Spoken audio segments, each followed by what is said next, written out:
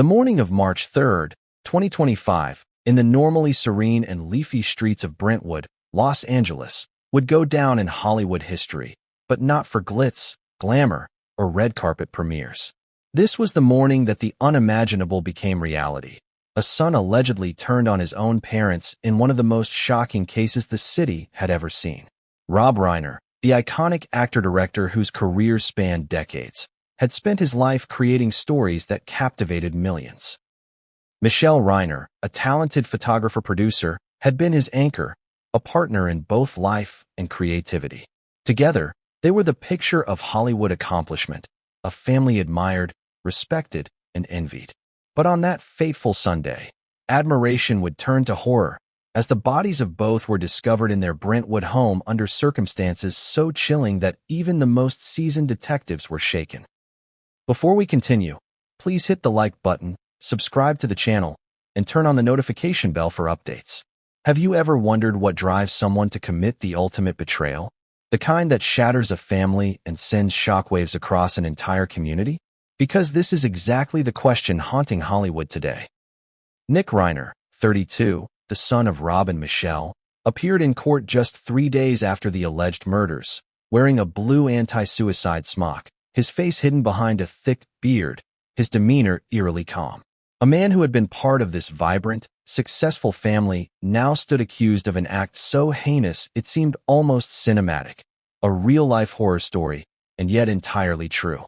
Imagine the moment the authorities arrived. Neighbors, usually exchanging pleasantries over morning coffee, were met instead with flashing lights, police tape, and the kind of scene you only see on the news. Rumors circulated immediately. Calls poured into local stations. A few had heard screams early that morning, but in Brentwood, incidents of violence were rare. This was a neighborhood known for privacy, for affluence, and for a quiet kind of Hollywood prestige. To think that within one of its luxurious homes, 2 lives had ended so violently, allegedly at the hands of their own son, was beyond comprehension. Nick's first court appearance only added to the drama. He did not enter a plea. He said almost nothing, responding only with "Yes, Your Honor," when asked to confirm the arraignment date. The court watched him carefully. Every detail seemed to tell a story. He was bearded. He wore a blue protective vest, an anti-suicide smock. Observers whispered in disbelief. How does a man from a seemingly normal, even privileged background, find himself standing accused of patricide and matricide? And why did he appear so detached, almost disassociated from the horror surrounding him? Let's pause here for a moment. Think about the psychology at play. A blue anti-suicide smock is not just clothing. It's a symbol of a mind teetering on the edge, of someone under extreme scrutiny and stress, perhaps wrestling with guilt, fear, or denial. The public saw only the surface, but the questions ran deeper. What drove him to this alleged act? Was this premeditated or a moment of impulsive rage? Were there warnings we missed? And, most importantly, what kind of family dynamics existed behind the closed doors of this Hollywood household? The events of that weekend were gruesome in the sense of scale and emotional impact, though the details of the crime scene itself are not something we need to dwell on graphically. What mattered was the disruption of normalcy. A family that had built a life of stability, recognition, and love was now at the center of a maelstrom. And the world was watching. Fans, friends, Hollywood insiders, and media outlets, all were trying to make sense of an event that seemed senseless. The term Hollywood nightmare is overused, but rarely has it felt so painfully accurate. In those first hours following the discovery, the questions multiplied faster than the reports in the press. How had authorities been alerted? Who found the bodies? How did neighbors and friends react to the news? And what about Nick? What was he thinking in the moments between the alleged act and the police arriving at his door? These questions alone could fill hours of discussion, yet the answers remained frustratingly elusive. There were hints of arguments in the weeks prior, subtle signs of tension, whispers of disputes over inheritance or career paths, but nothing that could have prepared anyone for the tragedy that unfolded. And then came the shocking court details. Imagine walking into a courthouse where your world is collapsing outside, and there he was. Nick Reiner, wearing a suicide smock, silent, calm, almost unnervingly composed. The courtroom was packed with media, But it was not the usual spectacle. It was tense, heavy, and almost suffocating.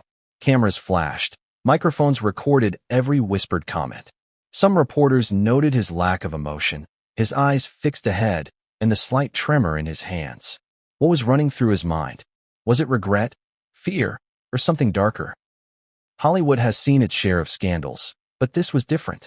This was intimate. It was horrifying because it came from within a family, not from outside forces, not from a jealous ex or an obsessed fan. The person allegedly responsible was a son, someone who should have been nurtured, loved, and supported by the very people he now allegedly destroyed. The narrative was almost too dramatic to believe, yet the court proceedings, the police reports, and eyewitness accounts confirmed it. This was real. And let's not forget the public reaction. Social media exploded with speculation. Fans expressed disbelief, horror, sympathy, and a morbid curiosity that only high-profile crimes can generate. Some tried to understand, some condemned outright, and others remained silent, waiting for more facts. But one thing was certain. The world was captivated, horrified, and unable to look away. And this fascination is part of what makes this case so compelling. Why do we feel compelled to follow the downfall of those in positions of fame and success? Is it envy, curiosity, or a dark form of empathy? Perhaps all three. This is also a story about timing and exposure. Nick Reiner's first court appearance came at a moment when the world was already primed to watch. 3 days after his arrest, 1 day after being charged, and weeks after the brutal discovery of his parents, the timing of his appearance felt cinematic. Every gesture, every glance, every word, or lack thereof, was dissected. The cameras captured the smallest detail: the blue vest, the stoic expression, the fleeting eye contact with the judge. Each frame told a story of tension, fear, and an almost unbearable weight of reality. And yet, even with all eyes on him, so much remains unknown. We do not know what truly motivated Nick, what arguments preceded that tragic morning, or what personal demons he may have been facing. What we do know is this: a family that seemed whole, successful, and admired is now fractured. A tragedy has unfolded in the public eye, and the world cannot look away. But what comes next in the courtroom, what secrets will emerge, and how will the story unfold are all questions that demand answers. So, here is where we begin our journey into the heart of this tragedy. Over the next chapters, we will explore the Reiner family's life, their relationships, the moments leading up to the alleged crime, Nick's mysterious court appearances, the shocking details of the investigation, the reactions of Hollywood, and the legal battle that will grip the nation. Every chapter is designed to peel back another layer, to bring you closer to the truth, and to show the story from angles the public rarely sees. And I promise you this: the closer we get, the stranger, darker, and more heartbreaking the story becomes. But before we move into the court, the crime scene, and the investigation, consider this. How could a son, raised in privilege, opportunity, and love, allegedly commit the ultimate act of betrayal against the people who gave him life? How does one family go from admired Hollywood icons to the center of a national tragedy in a matter of hours? And most importantly, what did Nick do during those first tense hours after the alleged murders, leading up to his shocking court appearance in that blue vest? Imagine a quiet Sunday morning in Brentwood, Los Angeles. The sun was rising over the palm-lined streets, birds chirping, neighbors walking dogs, the usual rhythm of life carrying on with calm predictability. But behind the gates of a luxurious, ivy-draped mansion, a nightmare was unfolding. Rob Reiner, the legendary actor-director, and his wife, Michelle Reiner, a talented photographer and producer, were dead. The news would not only shock Hollywood, but rip through the consciousness of anyone who believed in the safety of family, the sanctity of home, and the notion that privilege or success could shield you from tragedy. The discovery was made on a Sunday afternoon. Neighbors, who were accustomed to the gentle hustle and bustle of celebrity life, began to notice something unusual. The driveway lights had stayed on overnight, the front gate had not been opened, and there was an uncharacteristic stillness about the house. Some called the Reiners to check on them, only to receive no answer. Concern quickly escalated into alarm. When authorities finally arrived, what they found would haunt even the most hardened investigators: the bodies of Rob and Michelle, victims of a violent attack, their home turned into a scene of chaos and sorrow. Immediately, questions flooded in. How could this happen in one of Los Angeles's most affluent neighborhoods, where security is tight and neighbors watch one another's homes closely? Who could commit such a heinous act? And how did the perpetrator escape detection in a city teeming with cameras and watchful eyes? The authorities were tight-lipped initially, releasing only the barest facts, but the media and the public would soon know the shocking details. Their own son, Nick Reiner, had been charged with the murders. For a family that had seemed untouchable, respected, and admired, the revelation was nothing short of horrifying. Nick Reiner's arrest sent shockwaves through Brentwood and beyond. 3 days after the murders, he appeared in court wearing a blue anti-suicide smock, his face partially obscured by a thick beard. He spoke only to confirm his arraignment date with a quiet, almost robotic, "Yes, Your Honor." The image of a son, accused of murdering his parents, standing before the legal system in such attire, captured headlines across the nation. The visual was stark, unnerving, and laden with psychological complexity. Observers whispered about the symbolism of the vest, a protective layer, a potential cry for help, or a warning of the mental and emotional state of a man at the center of a tragedy that no one could comprehend. The morning of the discovery began like any other. But by the afternoon, the tranquility of Brentwood had been shattered. Neighbors recounted hearing sirens, seeing flashing lights, and watching the slow arrival of law enforcement officers. The media descended quickly, as if drawn to the scene by some gravitational pull. Helicopters circled overhead, their rotors chopping through the tense silence, while reporters scrambled to report the facts they could confirm. Even amidst the chaos, the grim reality remained. The Reiners were gone, victims of a violent and incomprehensible act, and their son was now at the heart of the investigation. Inside the mansion, investigators worked meticulously. Every detail mattered. Every clue could be a thread leading to the truth. The Reiners had been a prominent family, well-known and well-loved, and the stakes for the investigation were enormous. Detectives combed through the home, analyzing patterns, movements, and possible evidence. And yet, the most chilling element of all was not the forensic details but the human element, the betrayal. A son, allegedly responsible for ending the lives of his own parents, added a dimension of horror that no one had anticipated. The public reaction was instantaneous.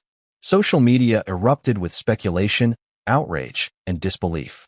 Questions flooded online forums. What could have driven Nick to such an act? Were there signs of a troubled relationship?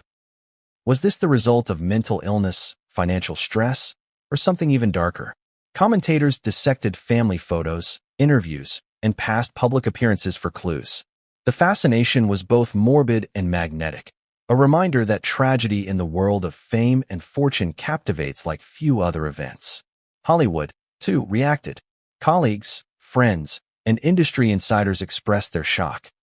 Rob Reiner had been a creative force, a storyteller whose films shaped the culture and entertained millions.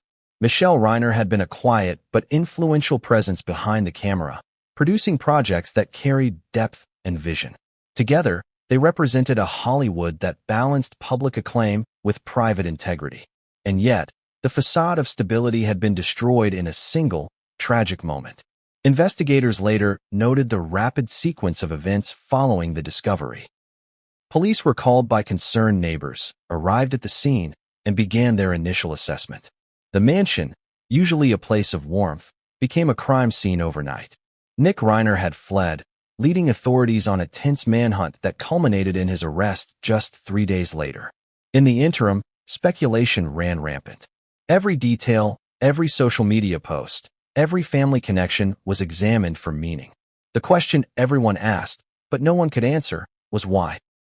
By the time Nick appeared in court, the narrative had already begun to take shape in the public imagination. Here was a man, accused of the ultimate familial betrayal, standing before a judge in protective clothing. His silence spoke volumes. Observers noted the calmness in his demeanor, the detachment in his eyes. How could someone navigate the weight of such accusations with such apparent composure? Was it shock, guilt, defiance, or a combination of all three? The courtroom itself became a stage for the unfolding drama, with every gesture magnified, every word scrutinized, every silence noted. But even as the world focused on Nick, the larger tragedy of the Reiners' deaths loomed over the narrative. What had happened in the final hours before the murders? What private conflicts, arguments, or moments of tension might have escalated to this point? Investigators began to piece together a timeline, examining calls, messages, and movements. They sought to understand not only the actions themselves, but the underlying motives, the psychological and emotional currents that could lead to such an event. And while the authorities worked behind the scenes, the public and media tried to fill in the gaps. Hollywood gossip columns, national news networks, and online forums all speculated about the family's private life. What secrets had been hidden behind the glamorous facade? What tensions had simmered unnoticed until they boiled over into tragedy? These questions created a perfect storm of curiosity and horror, drawing millions of eyes to the story and keeping everyone on edge, waiting for the next revelation. As the investigation unfolded, every discovery seemed to raise more questions than it answered.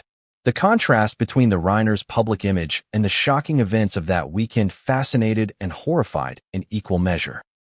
Neighbors who had once waved politely across fences now whispered anxiously about what they had missed, what warning signs they had failed to notice. Hollywood insiders wondered if the pressures of fame, fortune, and family expectations had played a role in the tragedy. And the public, unable to turn away, waited for details of the alleged crime, the arrest, and the upcoming trial. This is where we begin our deeper exploration. In the chapters ahead, we will trace the Reiner family's history, explore Nick's life, and dissect the events leading up to the murders. We will examine the court appearances, the investigation, the reactions from Hollywood and the public, and the legal proceedings that now dominate headlines. Every detail, every revelation, every emotional beat will be explored with the depth and drama this story demands. The narrative will unfold layer by layer, revealing not just the crime but the complex, often tragic, human story beneath it.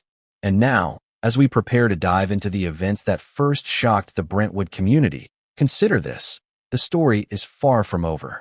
Nick Reiner's court appearance, his arrest, and the details of the investigation are just the beginning. What led him to this moment?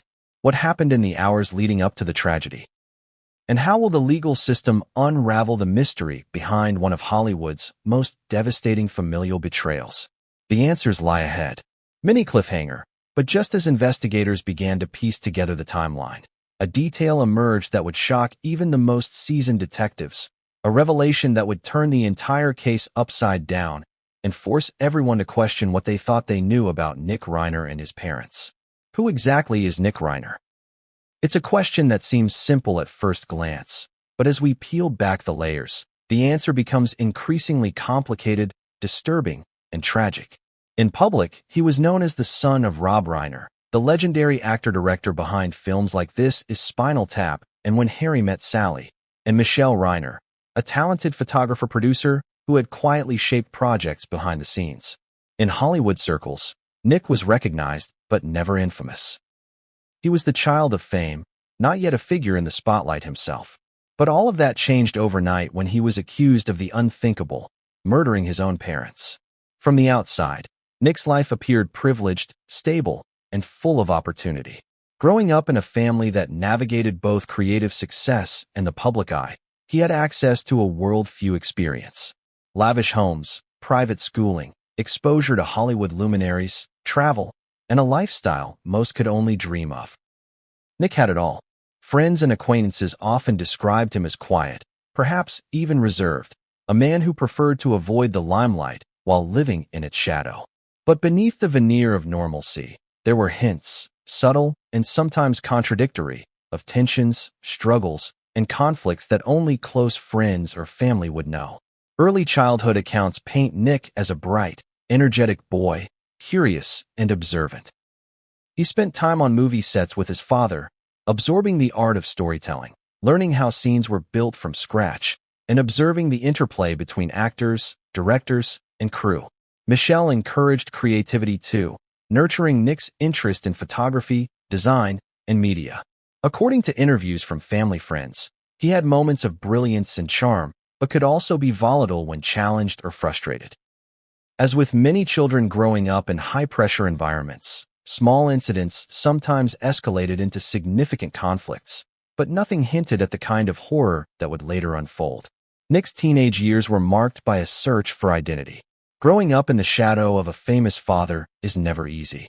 Rob Reiner was not just a public figure. He was a cultural icon. Comparisons were inevitable. Friends noted that Nick was aware of this and sometimes struggled with feelings of inadequacy. He had talents, but there was always pressure, direct or implied, to match, exceed, or somehow justify his place in the family legacy. Education, too, played a role. Nick attended private schools, blending the worlds of elite academic opportunity with the social pressures of privilege. Teachers and classmates remembered him as intelligent, capable, and sometimes distant. He excelled in certain areas, but had challenges in others, particularly in managing social dynamics. Like many children of celebrities, there was a constant tension between living a normal life and existing in a world that constantly watched, analyzed, and judged. The resulting stressors, while common in celebrity offspring, were amplified in the Reiner household given their high profile. His early adult years were marked by attempts at independence. Nick pursued ventures in business and creative projects, though none reached the scale or success of his parents' achievements. Friends described periods of isolation, punctuated by bursts of ambition or creativity. He was, at times, erratic in decision-making, alternating between moments of focus and periods of withdrawal. Mental health professionals would later examine these patterns as part of the investigation into his alleged actions. Were there untreated issues, unresolved trauma, or underlying psychological conditions? The public would only speculate, but these factors would become central to understanding the tragic events that followed. Family relationships were complex. While Nick was reportedly close to his parents at times, there were also tensions. Family friends hinted at disagreements over career choices, independence, and lifestyle. Small disagreements might have seemed insignificant in isolation, but cumulative stress over years can fester in unseen ways. The legal teams and investigators exploring the case began mapping out these dynamics, attempting to understand what might have led to that catastrophic weekend. What triggers existed? Were there warning signs that friends, neighbors, or even the family themselves failed to recognize? And then there's the element of expectation. Being the child of celebrities often comes with invisible chains, expectations to succeed, to behave a certain way, to uphold a family image. These invisible pressures can be crushing. Friends describe Nick as someone who occasionally resisted these pressures, withdrawing into himself, expressing frustration quietly, or sometimes lashing out in minor, contained ways. But the alleged crime shows an escalation that was beyond minor. It was catastrophic, irreversible, and horrifying. Nick's public persona, as glimpsed through social media and professional interactions, was minimal. He avoided interviews, rarely posted online, and seemed to shy away from the spotlight that came naturally to others in the Reiner orbit. This absence of a public profile only intensified the mystery surrounding him. How could someone so peripheral in public suddenly be thrust into the center of a national scandal? The disconnect between perception and reality is a recurring theme in this story. Nick's private life, motivations, and emotional world would eventually become the focus of intense scrutiny, far beyond what he or his family could have imagined. It is also crucial to examine the day of the alleged murders in the context of Nick's relationships with his parents. While details are still emerging from police reports and court filings, preliminary information paints a picture of both familiarity and tension. Nick was reportedly present in the family home in the early hours of Sunday morning, prior to the discovery of the tragedy. Investigators have questioned neighbors, staff, and associates, trying to piece together interactions, conversations, and possible disputes. The goal? To identify what might have escalated to such a horrific act. Were there arguments that night? Frustrations boiling over? Or was it the culmination of months, or even years, of unresolved issues? As we consider Nick's character, it's important to remember the human complexity beneath the headlines. On one hand, there is the son, raised with love, access, and opportunity. On the other, there is the accused, a figure at the center of one of Hollywood's most chilling crimes. The tension between these identities is what makes this case so compelling and disturbing. It is the duality of human behavior, capable of love, creativity, and ambition on one hand, and potentially capable of unspeakable violence on the other. The courtroom image of Nick in a blue anti-suicide smock only amplifies this tension. Observers could not help but wonder, was this attire a reflection of his mental state, a legal precaution, or a combination of both? The smock, the beard, the calm but detached responses, all create a portrait of a man under extraordinary pressure, facing a reality almost impossible to comprehend. Each small gesture, each measured word, each silence spoke volumes about the psychological and emotional gravity of the moment. Friends, family acquaintances, and even casual observers have offered pieces of insight into Nick's personality and behavior. Some describe him as introverted, reflective, and intelligent. Others recall moments of unpredictability, frustration, or irritation that sometimes escalated. No single anecdote provides a complete explanation for the alleged crime, but together, they offer a glimpse into the internal world of a man now at the center of a tragedy that has captivated the nation. This chapter in Nick's life, his upbringing, personality, challenges, and relationships, sets the stage for understanding the alleged events of that fateful Sunday. To comprehend how the Reiner household went from normalcy to catastrophe, we must examine not just the crime itself, but the psychological, social, and familial currents that led there. Nick Reiner is not simply an accused murderer. He is a human being shaped by environment, expectation, opportunity, and tension. The line between privilege and pressure, love and resentment, calm and rage, becomes thin and often invisible. And yet, the question persists. What happened in the final hours that led Nick to allegedly commit an act so unfathomable? How does someone so embedded in a loving, successful family cross the line into violence against the people who brought him into the world? The answers are complex, layered, and sometimes contradictory, but as the investigation unfolds, as the courtroom drama progresses, and as details emerge, we begin to see patterns, motivations, and behaviors that may explain, but never fully justify, the alleged actions. The morning of Nick Reiner's first court appearance was heavy with anticipation, tension, and a chilling sense of inevitability. The courthouse in Los Angeles, usually a place of mundane legal proceedings and quiet bureaucracy, had become a stage for one of the most shocking stories in Hollywood history. Reporters lined the sidewalks, cameras were positioned at every angle, and the public, including neighbors, fans, and curious onlookers, crowded near the entrances, eager for a glimpse of the man accused of allegedly murdering his own parents. Inside, the air was thick with a mix of anxiety, disbelief, and morbid fascination. From the moment he stepped into the courtroom, every detail of Nick's appearance was scrutinized. He was bearded, his face partially obscured, wearing a blue anti-suicide smock, a protective vest designed to prevent self-harm. To the casual observer, it was more than clothing, it was a symbol. A man under extraordinary psychological pressure, a defendant facing the gravity of accusations so severe that they had gripped the attention of a nation, stood before the law with a quiet, almost mechanical composure. His eyes were steady but distant, scanning the courtroom occasionally, but revealing nothing of the inner turmoil that had presumably carried him to this moment. The room itself seemed to shrink in the presence of the drama. The judge, a figure of authority and calm, presided over proceedings that would make headlines for months to come. Lawyers, both prosecution and defense, prepared meticulously, their expressions tight with focus. The public gallery was packed, each seat occupied by someone who had a vested interest in the unfolding spectacle. Cameras clicked and whirred, capturing every nuance. The slight tremor in Nick's hand as he confirmed the arraignment date, the quiet intake of breath as the judge read procedural details, the almost imperceptible shift in posture as reality weighed upon him. Nick said very little during the hearing. His only words were a quiet, measured, "Yes, Your Honor," when confirming the date of his arraignment, January 7th. That single phrase, so simple, so understated, was loaded with meaning. It confirmed compliance, acknowledgement, and awareness of the proceedings, but it revealed nothing of his state of mind, his guilt or innocence, his regrets or his fears.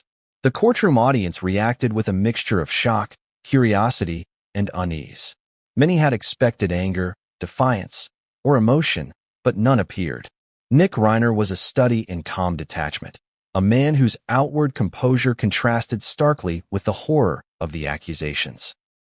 It's impossible to overstate the psychological intensity of the scene.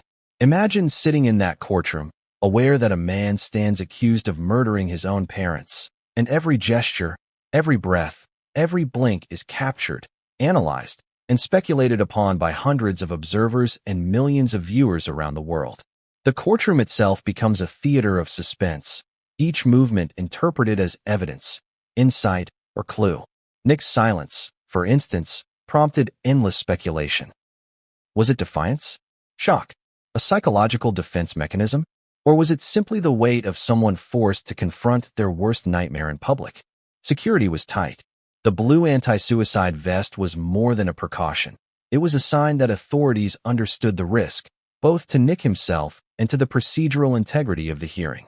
The idea that someone standing accused of such a violent act might harm themselves, or that their mental state might collapse under the pressure of public scrutiny, was not theoretical.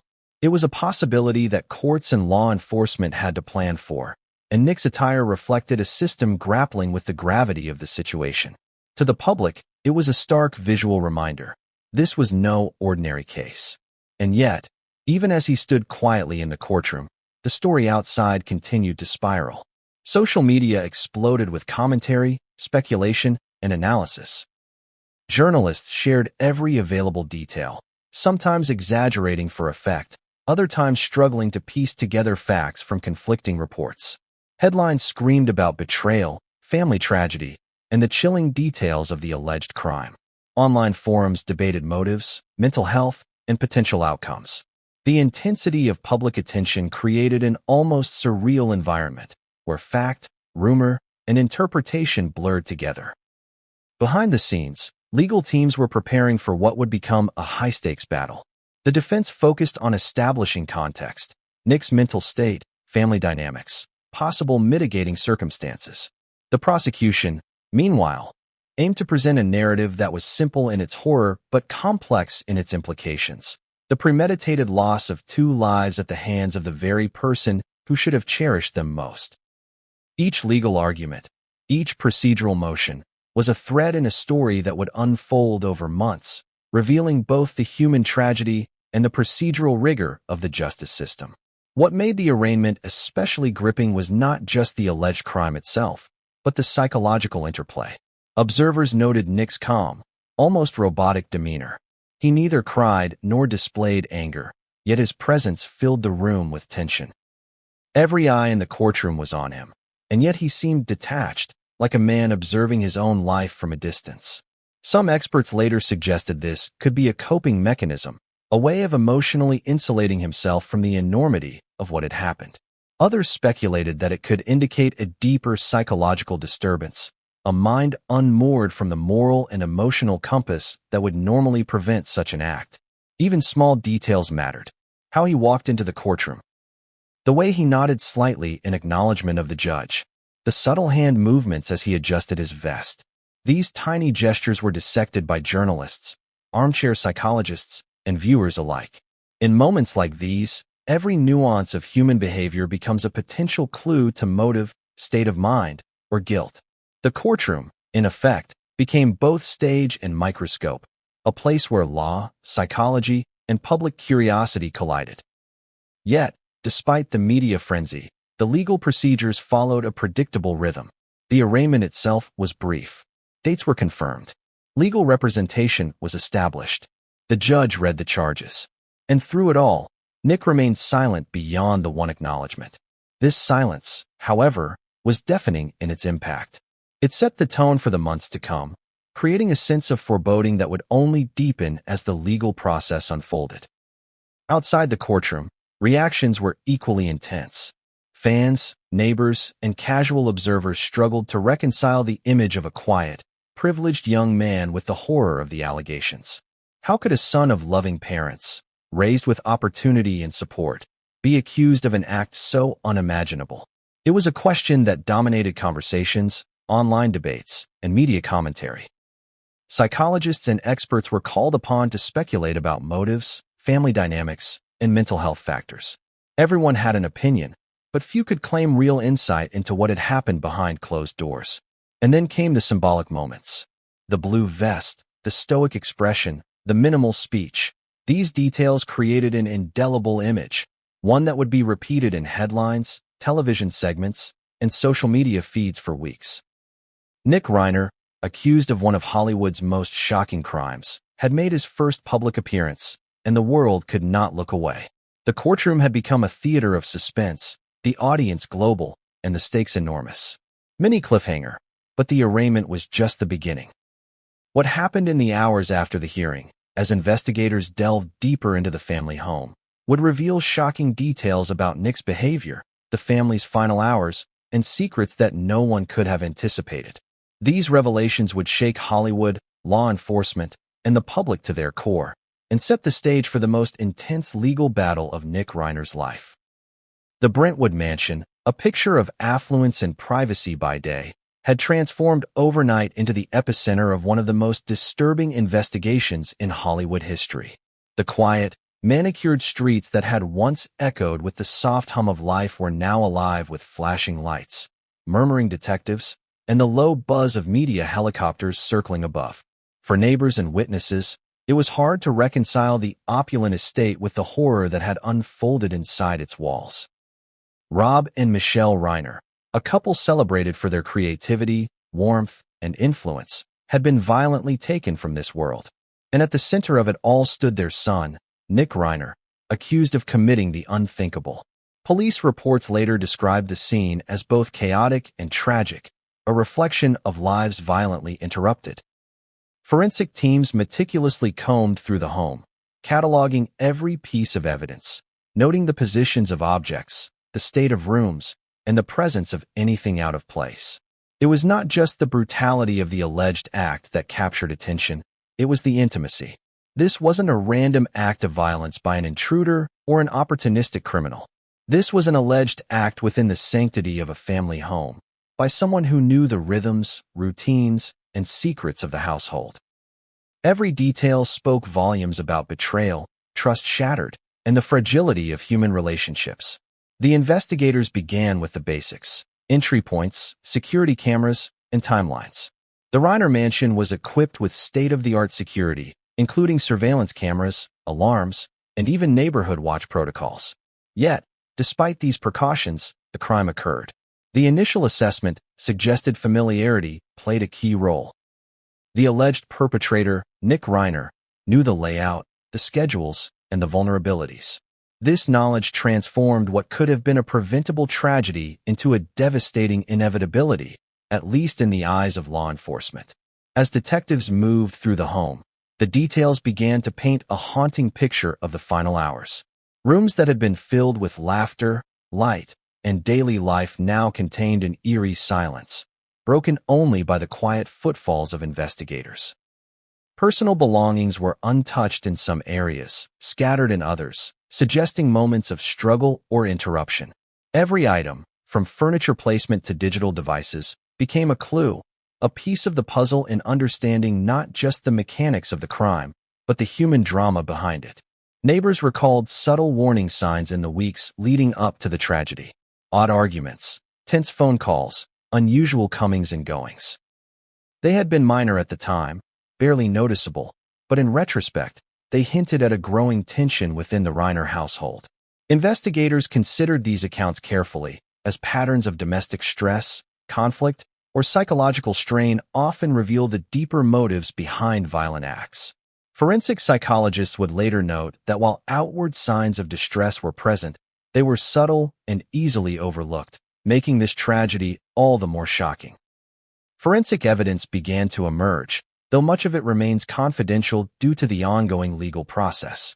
Investigators noted signs of struggle, disarray, and confrontation. While specifics about injuries or methods are not disclosed in detail for ethical and legal reasons, it is clear that the attack was sudden, violent, and intensely personal. The patterns indicated not just physical aggression, but a profound breakdown in familial bonds. A rupture so deep that it transformed love and care into conflict and death.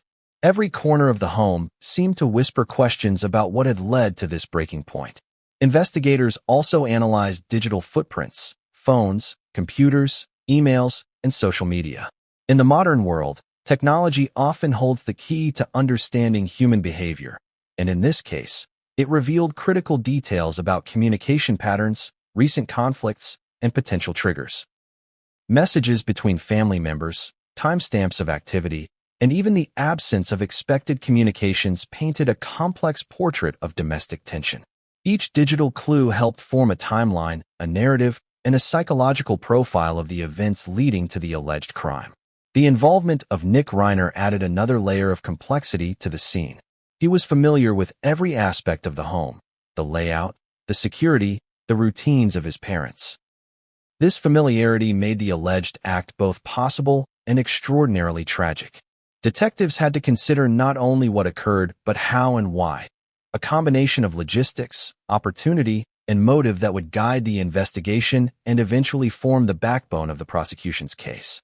Friends and acquaintances would later describe Nick as intelligent and observant, traits that investigators had to reconcile with the horrific nature of the alleged attack. Even in the midst of the investigation, the human element remained striking. Police officers, detectives, and crime scene specialists commented on the emotional weight of the case. This was not just another high-profile investigation. It was deeply personal, layered with the betrayal inherent in a child allegedly harming their parents. The psychological toll on law enforcement, first responders, and neighbors was palpable. Each person involved in the case had to process not just facts, but the profound human tragedy unfolding before them. As forensic teams worked, the media continued to speculate. Every report was analyzed, every detail magnified. The story captured global attention, not only because of the celebrity involved, but because of the universal horror of the alleged betrayal. How could a son allegedly take the lives of his own parents? What pressures, conflicts, or psychological conditions could have contributed? These questions fueled headlines, social media threads, and public debate, turning the Reiner family tragedy into both a case study in human behavior and a sensationalized narrative for consumption. The first hours at the scene also revealed clues about potential triggers. While much remains confidential, sources indicate that investigators considered disputes, stressors, and familial arguments that may have escalated in the days prior. Each detail, small or seemingly insignificant at the time, was reevaluated through the lens of tragedy. Forensic teams combined physical evidence with testimonial accounts, digital records, and psychological analysis to create a comprehensive picture of the final hours inside the Reiner home. Neighbors' accounts added color and context. Some described seeing Nick outside in the days before the incident, appearing tense, withdrawn, or irritable. Others noted strange sounds from inside the house, quiet arguments, doors slamming, or unusual movements. These observations, combined with the forensic evidence, suggested a pattern of escalating tension that may have culminated in the alleged crime. While no single account could explain the tragedy, together they painted a portrait of domestic stress and psychological strain, hidden behind the polished facade of a Hollywood household. The crime scene, though meticulously analyzed, left lingering questions. What exactly motivated the alleged act? How did the familial relationships deteriorate to the point of violence? Was this a moment of impulsive rage, long-planned retribution, or something more psychologically complex? Each question opened new avenues for investigation, analysis, and speculation, making the Reiner case not just a matter of law enforcement, but a study in human psychology, family dynamics, and the hidden pressures of life in the public eye. Mini cliffhanger, but as investigators combed the mansion and pieced together the timeline, a discovery was made that would shock even the most experienced detectives. A detail that hinted at motives, secrets, and a darkness lurking far beneath the polished surface of Hollywood life. The moment news broke that Rob and Michelle Reiner had been fatally attacked in their Brentwood home, and that their own son, Nick Reiner, was the suspect, Hollywood collectively shuddered. In an industry accustomed to scandals, breakups, and controversies splashed across tabloids, this was different. This was intimate. This was horrifying. This was the kind of tragedy that shook even the most hardened industry insiders to their core. Social media lit up with disbelief. News outlets scrambled for the latest updates, and neighbors and fans struggled to reconcile the images of the Reiners they knew with the shocking reality unfolding before them. Colleagues and friends of Rob Reiner expressed profound shock. Over decades, Rob had built a career defined not just by blockbuster films, but by genuine personal connections. He was known in Hollywood for his kindness, his mentorship, and his ability to navigate the often toxic world of show business with grace. Michelle, though quieter in the public eye, had cultivated her own respected reputation as a photographer and producer. Together, they were a Hollywood power couple, admired not only for their achievements, but for their integrity. For insiders, the news of their deaths at the hands of their own son felt like a betrayal of the industry itself. Statements poured in from actors, directors, and producers who had known the Reiners personally. Some shared memories of lunches, film sets, and quiet conversations, emphasizing the warmth and generosity of the couple. Others struggled to articulate the shock, often using phrases like unthinkable, beyond comprehension, or a nightmare. Hollywood, an environment usually rife with self-interest, came together in a rare moment of collective mourning. The fact that the tragedy involved a family rather than a stranger elevated the horror, making it deeply personal for those who had interacted with the Reiners over the years. Social media magnified every reaction. Fans flooded platforms like Twitter, Instagram, and TikTok with condolences, memories, and stunned disbelief. Hashtags about the Reiner family trended worldwide. Accounts dedicated to film history and celebrity news recirculated images of Rob and Michelle, highlighting their work, their achievements, and their lives outside of tragedy. While some users expressed sympathy, others speculated wildly about Nick's motives, mental state, or the hidden dynamics within the Reiner family. Online discussions became a mix of grief, curiosity, and morbid fascination, a digital theater for a tragedy that was simultaneously intimate and global. The narrative in Hollywood quickly split into multiple threads. On one hand, there was the mourning of Rob and Michelle, remembering them as icons of creativity, talent, and kindness. On the other, there was the public and professional reckoning with Nick Reiner, a son accused of unimaginable betrayal. This duality created tension not only in media coverage, but in the hearts of those who knew the family personally. How do you mourn someone whose death is intertwined with accusations of such personal violence? How do you reconcile fond memories with the horror of the alleged act? Legal experts in Hollywood and beyond began weighing in, offering insights into the case and speculating on outcomes. Court analysts dissected Nick's first appearance, the blue anti-suicide vest, and the minimal speech he had delivered. Psychologists and commentators debated potential motives, exploring everything from family conflict to mental health challenges. Every detail, public or private, was analyzed for meaning, making the unfolding story a complex interplay of human behavior, legal strategy, and public perception. Hollywood insiders, some speaking off the record, admitted that even seasoned professionals were unsettled by the gravity of the case and the shocking betrayal it suggested. Entertainment media, always hungry for access and detail, flooded the scene. Cameras surrounded the courthouse, capturing every movement of Nick Reiner, his legal team, and any family members who appeared. Reporters traced his steps, analyzed body language, and interviewed neighbors and acquaintances. Every report, every broadcast, and every article contributed to a growing narrative, one that was both investigative and sensationalized. The Reiner tragedy became a public spectacle, a case study in celebrity downfall and familial horror. Neighbors and local figures also weighed in, offering personal anecdotes that added layers of context. Some described Nick as quiet, reserved, or sometimes withdrawn. Others spoke of tension in the household, unusual arguments, or moments of emotional strain. While none of these accounts could definitively explain the alleged crime, They help form a narrative of a household under pressure, a family whose internal dynamics may have been far more complex than outsiders realized. Hollywood, with its fascination for drama and narrative, latched onto these details, weaving them into a story that captured both shock and empathy. The tragedy also reignited conversations about mental health, privilege, and the pressures of growing up in Hollywood. Experts noted that children of high-profile parents often navigate unique challenges. Expectations, comparisons, and public scrutiny can create emotional stress that, if unaddressed, may escalate into serious behavioral or psychological issues.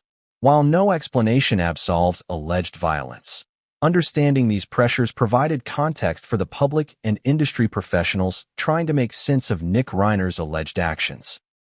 The case became a touchpoint for broader discussions about family dynamics, mental health, and the hidden struggles that can exist behind even the most glamorous facades. In Hollywood circles, speculation about motives and behavior was constant. Industry insiders debated potential financial disputes, personality conflicts, and unresolved grievances. Some suggested that Nick's alleged actions could have stemmed from long-standing resentment, frustration, or feelings of inadequacy.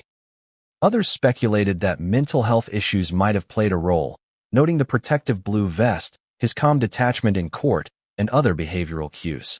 These conversations, while speculative, reflected the intense curiosity and concern surrounding the case, highlighting how the alleged crime had rippled far beyond the immediate family.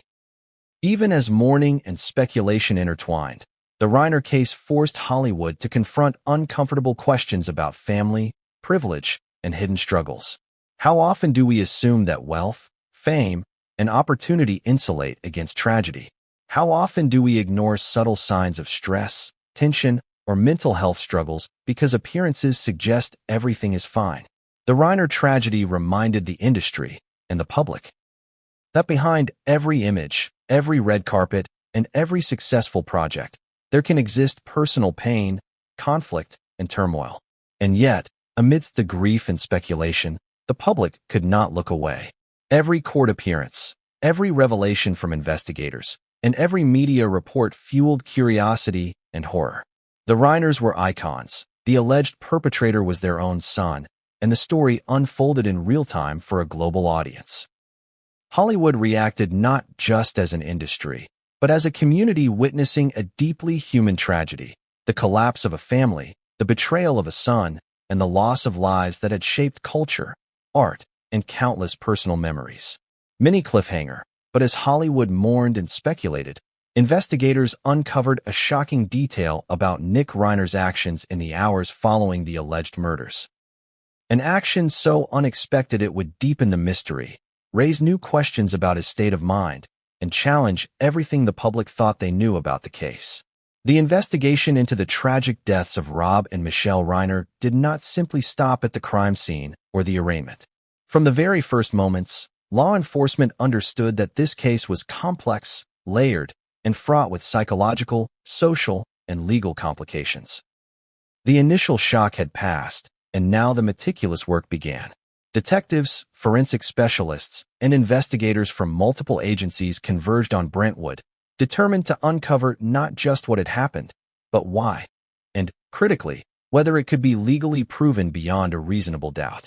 Investigators immediately faced an unusual combination of challenges. The alleged perpetrator, Nick Reiner, was intimately familiar with the household. He knew the layout, the schedules, the security systems, and the routines of his parents. This familiarity, while unsurprising, added layers of complexity to understanding the timeline and piecing together evidence. Law enforcement had to reconstruct the sequence of events meticulously, examining everything from physical evidence to digital footprints, all while balancing public scrutiny and the pressure of a high-profile case. One of the first priorities was establishing a clear timeline. Police began analyzing surveillance footage, timestamps from security systems, phone records, and digital communications. Every text message, email, and call became a potential clue, a fragment of the puzzle that could illuminate the hours leading up to the alleged crime. The investigators' goal was to identify patterns, corroborate witness accounts, and establish Nick's movements before, during, and after the tragedy. even seemingly trivial details. When he left his room, when he interacted with his parents, the timing of certain noises or movements could be critical in building a coherent narrative. Neighbors and acquaintances were interviewed extensively. Witnesses reported subtle disturbances in the days leading up to the murders, unusual arguments, tense phone calls, and periods of apparent isolation by Nick. While none of these observations alone explained the alleged crime, they provided context. Investigators sought to understand not just the physical acts but the psychological undercurrents, the strain, resentment, or emotional instability that might have escalated to violence. Understanding these human factors was essential, not only for legal strategy, but for painting a full picture of what transpired in the Reiner household. Forensic experts combed the mansion with painstaking detail. Every surface, object, and room was analyzed for traces of struggle, fingerprints, DNA evidence, and signs of forced entry, or the lack thereof. The investigators noted that nothing suggested a random intrusion. This was an intimate act, allegedly carried out by someone with direct knowledge of the home and its inhabitants. Every piece of evidence pointed toward the central question haunting law enforcement, legal experts, and the public alike. Why would a son allegedly commit such a horrific act against his own parents? Digital forensics became a critical aspect of the investigation. Phones, computers, smart home devices, and social media accounts were examined for activity, communication, and behavioral patterns. Investigators looked for conflicts, threats, or signs of planning. They scrutinized interactions between Nick and his parents, noting the tone, frequency, and context of messages. Each discovery became a thread in a larger tapestry of understanding, helping to illuminate not only what happened but the possible psychological and emotional dynamics at play. As investigators delved deeper, they began to focus on motives, an area fraught with both complexity and speculation. Was there a financial dispute? A long-standing familial resentment? Psychological instability? Each possibility had to be considered and weighed against evidence. Experts in criminal psychology were brought in to assist, offering insights into patterns of behavior that could indicate planning, impulsivity, or mental health crises. While motives cannot fully justify actions, they are essential in building the narrative required for prosecution and in helping the public comprehend how such a tragedy could unfold. The legal team for the prosecution faced immense pressure. They needed to establish not only guilt but the chain of events leading to the crime. This required integrating physical evidence, digital communications, psychological assessments, and witness testimony into a cohesive narrative. Every detail, from the timing of phone calls to the positioning of objects within the home, could be pivotal. Forensic analysis provided hard data, but interpretation was equally important. Investigators had to consider not just what occurred but why, and how these elements could be presented persuasively in court. Meanwhile, defense attorneys prepared to challenge every assumption. Nick Reiner's blue anti-suicide smock and stoic demeanor were scrutinized for insight into his mental state. Psychological evaluations, behavioral assessments, and family history would become central to their strategy. Could mental health factors mitigate culpability? Was there evidence of emotional or psychological distress that might explain his behavior? These questions, though speculative in public discourse, were crucial in the legal strategy being developed behind closed doors. Public attention added another layer of complexity. Every investigative step was followed closely by media outlets, online commentators, and social media users. Law enforcement had to balance the need for confidentiality with the pressure to provide updates, manage speculation, and maintain the integrity of the investigation. Rumors, unverified reports, and sensationalized accounts threatened to distort perception, requiring careful communication from authorities. The intensity of public scrutiny amplified the stakes of every discovery and decision, adding tension to an already high-pressure situation. As the investigation intensified, details emerged that hinted at psychological complexity in Nick's behavior.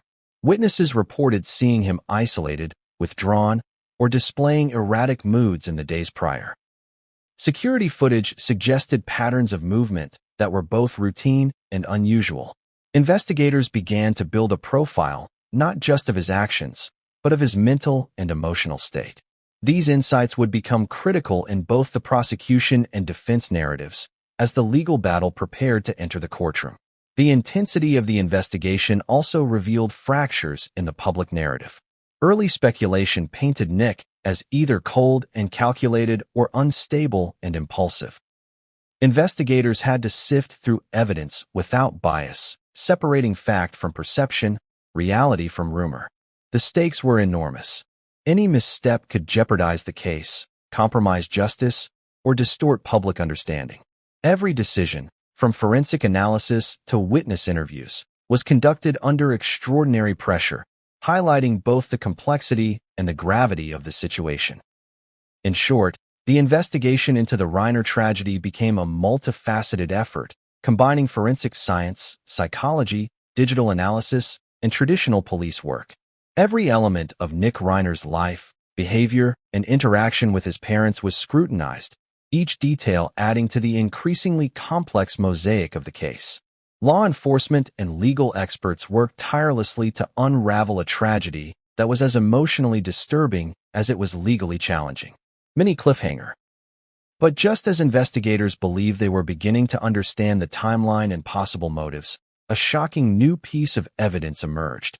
A revelation that would change the direction of the investigation, challenge everything previously assumed, and leave the public stunned. The arrest of Nick Reiner sent shockwaves through Los Angeles and the entertainment industry alike. Headlines flashed across every major outlet. Rob Reiner's son arrested in parents' murder case. The city, still reeling from the news of the brutal deaths in Brentwood, watched in disbelief as law enforcement detailed the circumstances surrounding the apprehension of a man who, just days earlier, had been an ordinary citizen in a world of extraordinary privilege. For many, it was hard to comprehend. A son, arrested for allegedly taking the lives of the very people who had nurtured, supported, and guided him through life. Law enforcement described the arrest as tense but controlled. Officers approached Nick with extreme caution, aware that the psychological stakes were as high as the criminal ones. He was reportedly wearing an anti-suicide vest,